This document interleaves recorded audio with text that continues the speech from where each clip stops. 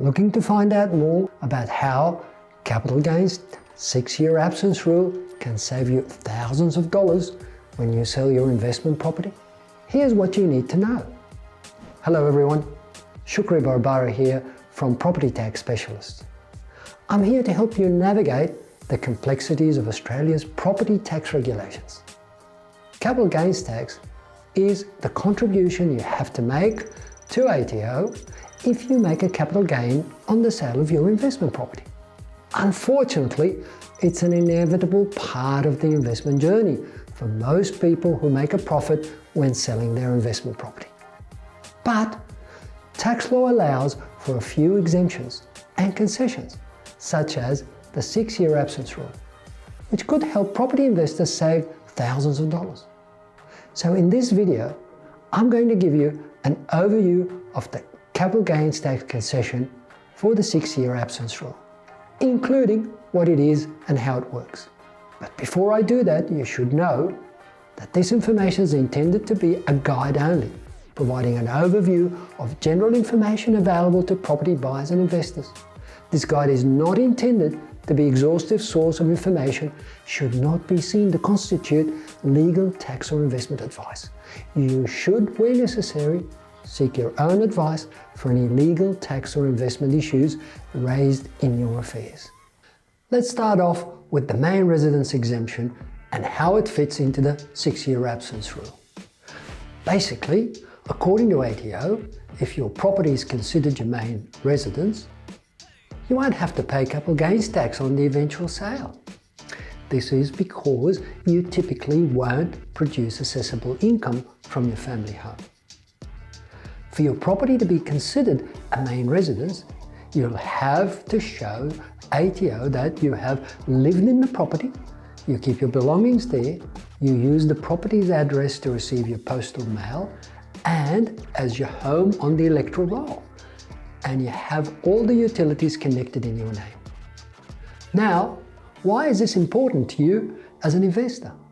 Well, the 6-year absence rule allows eligible property investors to treat their investment property as if it were their main residence for a period of up to 6 years and still qualify for the main residence exemption. But just like an owner-occupier could sell their main residence without triggering capital gains tax liability, you as a property investor can potentially do the same as long as you used the property as your main residence before using it as an investment property, and that you haven't nominated any other property as your main residence for the same period. Many people end up using the 6-year rule in situations where they can't live in their home for some time. For example, due to relocating for work or obligations in another state. So instead of leaving it empty, they use the property to generate extra income, covering other expenses for themselves and provide housing for others. This means an investor in this situation can generate an income while considering the property as their main residence for tax purposes. Another benefit of claiming the main residence exemption using the 6-year absence rule is that it resets each time the property is re-established as the main residence, which can occur if you move back in within the 6 years. This means that the 6-year rule resets each time you move back home. So you can claim the main residence exemption as long as you meet the other criteria and you don't move away for more than 6 years at a time. Let me show you a hypothetical example to illustrate how the exemption could work in practice. Say you currently own a property in Sydney, which you purchased 3 years ago.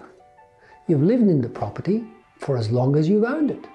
And so, for tax purposes, the property is considered your main residence.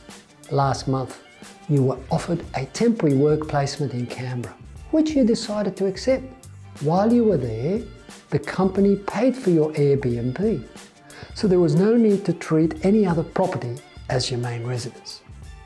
In the meantime, you decide to rent out the property in Sydney so that the house wouldn't stand empty. This way, you could also generate a bit of extra cash.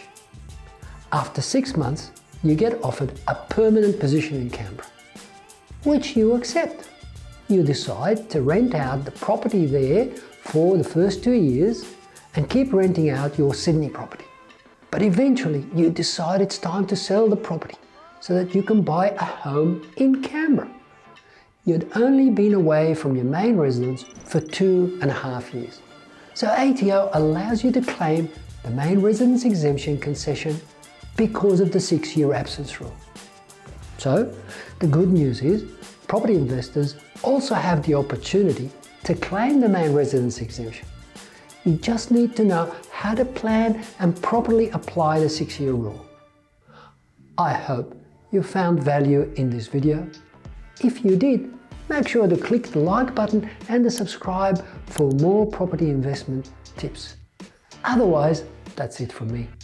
If you'd like to discuss any matter relating to capital gains tax, the main residence exemption, or the 6-year absence rule, don't hesitate to get in touch with one of our qualified tax experts at Property Tax Specialists. See you next time.